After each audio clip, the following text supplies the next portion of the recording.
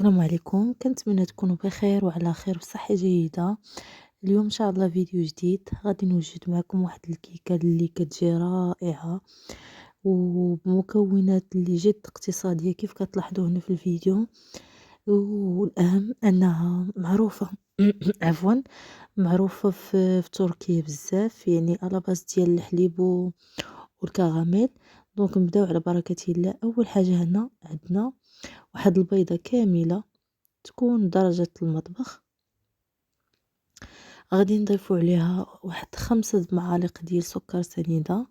دونك كيف قلت لكم هاد الكيكة معروفة بزاف في تركيا، اللي الاسم ديالها هو تريليتشا.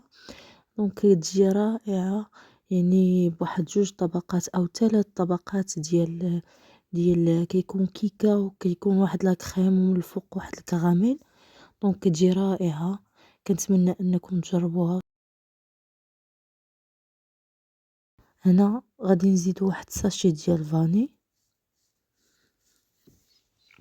دونك كيف كتلاحظوا هنا مكونات اللي ساهله ومتواجدين في البيت، يعني تقدري ديريها. غادي نخلطوا هذوك المكونات كاملين، يعني كيف قلت لكم بيضه و5 المعالق ديال سكر سنيده مع فاني. دونك غادي نخلطوا دوك المكونات كاملين حتى يبان ان الخليط يعني يتغير اللون ديالو، يعني ولا غادي البياض. وكيف كتلاحظوا على هذا الشكل هذا هو الخليط اللي بغيت. هنا غادي نضيف 5 معالق ديال الحليب. دونك هنا تقريبا راه غادي تجي بحال الكيكه ديال 5 معالق، يعني من السكر سنيده والزيت والحليب. غير هي مبدله، يعني ماشي بحال الكيكه اللي كنديروا يعني المعتاده، هذه مبدله شويه. دونك كيف كتلاحظوا هنا نخلطوا مزيان من بعد ما زدنا 5 المعالق ديال الحليب. نفس الشيء غادي نزيدو 5 ديال المعالق ديال الزيت نباتي. دونك ضروري ان المكونات يكونوا متساويين. اللي ما بغاش يصاغ بمعلقه، يعني تقدري ديري نصف كاس ديال سنيده مع نصف كاس ديال الحليب ومع نصف كاس ديال الزيت، يعني راه نفس العبار. دونك غادي نخلطوا هذوك المكونات كاملين. كيف كتلاحظوا هنا راه مكونات راه جد بسيطه بزاف. دونك ما غاديش تحتاج انك يعني ديري واحد المكونات اللي صعاب. هنا من بعد ما خلطت سوائل كاملين غادي نزيدو الطحين. كيف كتلاحظوا هنا غير بشويه بشويه حتى يبان ليا هذاك الخليط اللي بغيت، يعني ما خصوش يكون خفيف وما خصوش يكون ثقيل. كيف كتلاحظوا زدت 2 معالق، يعني ضروري نخلط وعاد نزيد تدريجيا الطحين، يعني ما نجيش نكبو كامل. غادي نستمر على هاد الطريقه. كيف كتلاحظوا هنايا العجين خصو او الخليط عفوا خصو يكون ما خفيف ما ثقيل. تقريبا راه 5 معالق ديال الطحين، غير هو على حساب النوعيه ديال الطحين، كاين اللي كيشرب دغيا كاين اللي لا. دونك هنا تقريبا راه درت 6 معالق هما اللي كفاوني في هذا الخليط. دونك كيف كتلاحظوا تخلطوا مزيان باش هكا يتجانس هذوك المكونات السائله مع داك الطحين. دونك كيف كتلاحظوا هذا هو الخليط. غادي نضيف عليه واحد معلقه كبيره ديال بيكين باودر او خميره الحلوى. غادي نخلطو مزيان. هنا في نفس الوقت راه ديجا شعلت الفران على درجه الحراره 180. دونك ما كتاخدش معنا بزاف الوقت هاد الكيكه، يعني كتكون كطبقه اوليه. دونك ما كتاخدش الوقت. هنا ديجا قديت المول، درت فيه الزبده وشويه ديال الطحين. غادي نصب فيه داك الخليط كامل كيف كتلاحظوا على هاد الشكل. وديما ملي تبغيو تصاوبوا الكيكه او تكبوها في شي مول ضروري تهزوا يديكم فوق هكا باش ما يبقاش هذوك الفقاعات وتجي داك الكيكه متساويه. دونك كيف كتلاحظوا على هاد الشكل. دونك غادي نبداو المرحله الثانيه. بالنسبه للمرحله هي كطبقه ثالثه، ولكن ضروري خاصنا نقادوه دابا باش يلاه يبرد. غادي نوجدوا واحد الكراميل اللي كيجي رائع. دونك غادي نبداو. هنا عندي كاس ديال سنيدة، ديجا درت واحد المقلة فوق البوطة على نار مهيلة، يعني ما تجهدوش. الكراميل ما تيبغيش البوطة تكون مجهدة، يعني تكون على مهل. دونك كيف كتلاحظوا هنايا بالعبار غادي ندير كاس كبير ديال العنبة ديال سكر سنيدة. كيف قلت لكم البوطة تكون مهيلة. هنا كيف كتلاحظوا كيبان ان السكر بدا تيذوب. دونك في هذه المرحلة غادي ناخدو واحد المعلقة اللي تكون خشبية باش نقدروا اننا نحركوا هذا الكراميل. دونك كيف كتلاحظوا هنا من بعد ما داب. كيف قلت لكم ضروري البوطة تكون مهيلة، دونك ما تجهدوش في البوطة وما نحبسوش من التحراك باش هكا يذوب كاع هذوك الحبيبات ديال السكر. هنا غادي نزيدو واحد العصير ديال الحامض، تقريبا واحد المعلقة غير شوية باش هكا ما تيخليش انه يقصح، نيت كيعطي واحد المذاق اللي زوين. غادي نخلطو مزيان، وكيف كنقول لكم ضروري البوطة تكون مهيلة، يعني ما نجهدوش.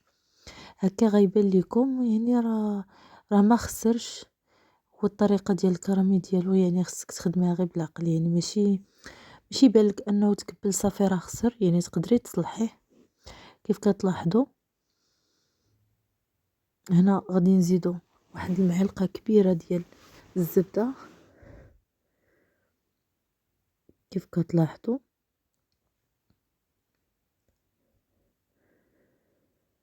غادي نحركو مزيان،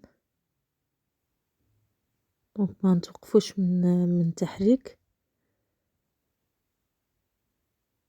كيف كتلاحظوا هنايا يعني راه البوطة مهيلة بزاف، يعني ما تجهدوش عليها باش هكا ما يتحركش لكم الكراميل ويبدا يعطي واحد المذاق اللي كيعطي مر، يعني ما كيجيش زوين في الحلوى. دونك غادي نستمروا في التحريك على هذا الشكل.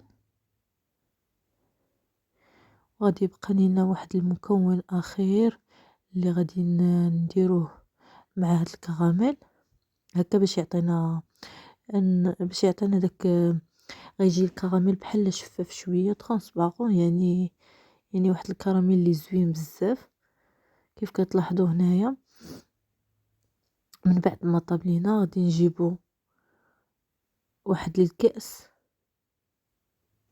عامر بالماء، يعني الماء غير من الروبيني، يعني ما يكونش دافي. غادي نضيفو على داك الكراميل ونحركو مزيان هكا ما يبانش لكم انه راه خسر، لا بالعكس غادي تستمروا في التحراك. هو غيبان لكم انه تكبل، ولكن باستمرار ديال التحراك يعني غادي يذوب لكم. كيف كتلاحظوا هنا راه غيبان لكم انه بدا تيذوب، يعني نستمروا في التحريك على هذا الشكل. خايبان لكم انه تكبل، مع ذلك غادي تبقاو تحركوا وغادي يذوب. دونك هذه هي الطريقه ديال الكراميل، يعني ما تخافوش منه انه كيتكبل وهذا، يعني راه دغيا كيتصلح، يعني ماشي شي حاجه اللي صعيبه، غير بمداوله يعني تقدروا انكم ديروه وتعاودوه. كيف كتشوفوا هنايا صافي راه بداو كيذوبوا هذوك طروفه ديال سنيده اللي تكبلوا تما. كإضافة أخيرة غادي ندير واحد نص كاس ديال الماء، غادي نزيد عليه معلقة كبيرة ديال مايزينا أو النشا. دونك هذا هو المكون اللي غادي يخليه أنه يجي داك الكراميل شفاف وخاتر. دونك غنحركو مزيان وغادي نضيفو على داك الكراميل ونبقاو نحركو يعني بدون توقف حتى يبان لك انه هذاك الخليط ولا كريمي يعني ولا كراميل. دونك غنستمروا. انا هنا راه حاولت انني من نزربش في الفيديو باش هكا تعرفوا الطريقه ديال الكراميل الصحيحه، يعني ما حاولتش انني نقطع. كيف كتلاحظوا هنا راه صافي راه بدا كيختار. دونك هذه هي الطريقه ديال الكراميل اللي كيكون هكا شفاف شويه. دونك كيف كتلاحظوا نستمروا في التحراك لمدة تقريبا واحد 10 دقائق. كيف كتلاحظوا ها هو من بعد ما طاب غادي نصبوه في واحد الزلافة باش هكا يلاه يبرد، باش نقدروا نديروه كطبقة ثالثة واخيرة في الكيكة. كيف كتلاحظوا هنا اون فوا تيبدا يبرد راه صافي راه مزيان. دونك نبداو بالمرحلة الثانية. بالنسبة للمرحلة الثانية عندي هنايا كريم اولالا، عندي واحد 2 حبات ديال الفرماج وعندي سنيدة.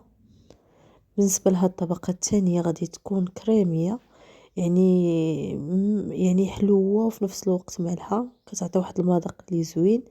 بالنسبة لهنا العبار ديال لا كريم درت تقريبا واحد الكاس كبير، يعني درتي على حسب الطبقة الثانية اللي غادي تكون، يعني تكون متساوية بحال الكيك.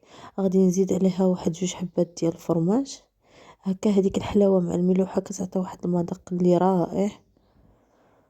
دونك كيف كتلاحظوا 2 حبات ديال الفرماج، يعني الفرماج اللي عندكم ماشي بالضرورة هادو، تقدري ديري حتى كيري حتى هي كتعطي واحد المذاق اللي هائل. غادي نزيدو تقريبا واحد 2 معالق ديال السنيدة. ديجا هذيك لا كريم اولالا راها حلوة، مي غير هكا باش نهرسو داك شوية ديال الملوحة والحلاوة. غادي نخلطو مزيان هذيك لا كريم حتى طلع.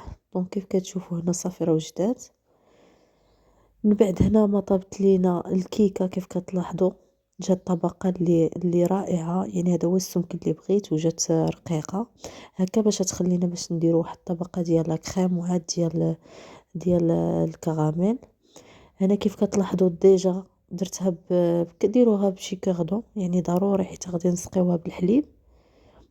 وهنا ما تسقيوهاش وهي سخونة، يعني على الاقل تخليوها تبرد من بعد ما تخرجها من الفران، يعني تخليها على الاقل واحد نص ساعة وعاد تسقيها.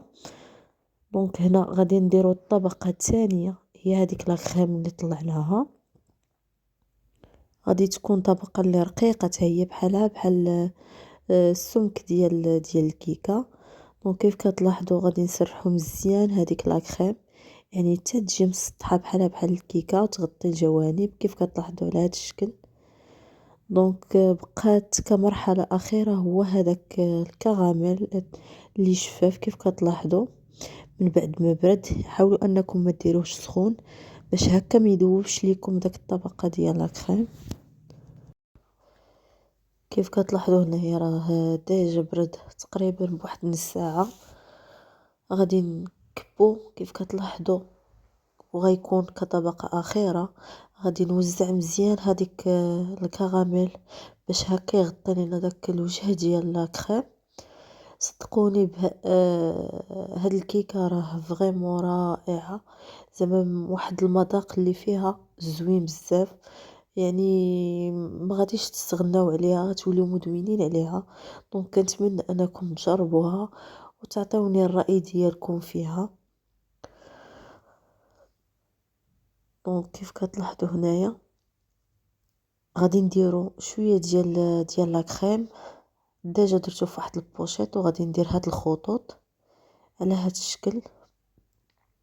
دونك نفس لا كريم اللي بقات ليا، يعني هي اللي زوقت بها هاد الوجه ديال الكيكه. دونك كنتمنى انكم تجربوها، راه فريمون رائعه. وكتبغي تكون بارده، يعني كتبغي تاكل وهي بارده، يعني فيها واحد المذاق اللي زوين. كيف كتلاحظوا هنا غادي نقادو هذاك السطح بحال اللي كنديرو هذيك الزواقه ديال الملفاي، يعني غير بالكاردون باش هكا كتعطينا واحد الطبقه اللي من الفوق اللي زوينه. دونك كنتمنى كيف قلت لكم كنتمنى انكم تجربوها وتعطوني الرأي ديالكم فيها. وشكرا لكم على المشاهدة. وبالنسبة للناس اللي اول مرة كيشوفوا لاشين ديالي فانا كنقول لكم مرحبا بكم، ما تنسونيش بواحد اللايك واشتراك. والسلام عليكم ورحمة الله تعالى وبركاته.